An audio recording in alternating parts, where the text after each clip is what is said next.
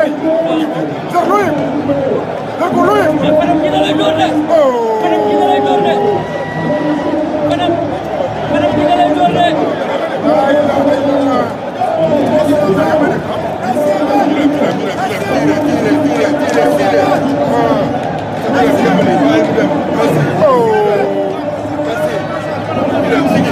ay waay sama xel dina ji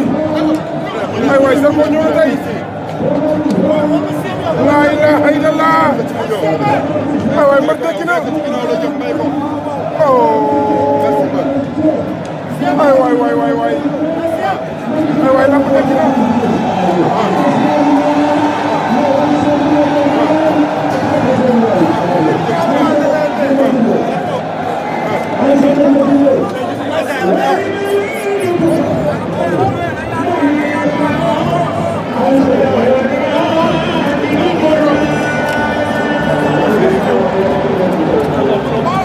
Zarko ñëw na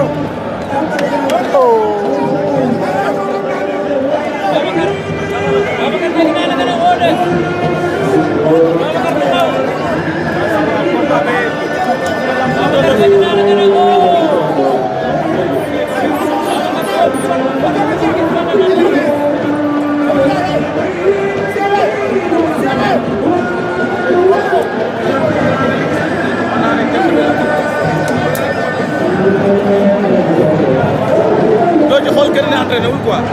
te lamb loolu moo ci am solo ñaari mbër yi pare nañu tamit boo xoolee tey arène nationale wax dëgg yàlla fees na mën nañ ne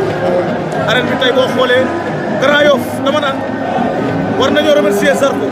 ndax lamb boo xoolee xawoon na nelaw Grand Yoff bu ñu waxante dëgg rek te yàlla tax mais ak retouru Zarko li mu def daaw 2 combats yi moom gagné ko muy bàyyi ma noonu ak mbay guy gi tey mu jël Ada Fass yeewaat na lamb biir Grand Yoff kon boo xoolee tey moo tax mobilisation bi waa Grand Yoff def ko Ada Fass nag nekk benn xale boo xam ne phénomène la mais tamit yemul ci phénomène kese mais Ada Fass mbër la parce que daa juddoo ci gox yi mbër juddoo Fass te Fass boo xoolee bu jëkkoon buñ la waxaa Fass lamb lañ lay wax moo tax moom tamit mbooloo mi mu mobilisé chaque jour que jëf maanaam bés bu nekk rek bu jógee ci combat Ada mbooloom day yokku dayoom day yokku léppam day yokku la preuve tey wanewaat na ko muy xale boo xam ne tey boo bëggee dégg-dégg moog Zarko buñ jàmmarloo ba tàqali ko ñoom ñaar ku ci nekk ku am ndam ci combat bi fi ngay dem tey ci lamb dina sori lool di maanaam di nga raw mbër yu bare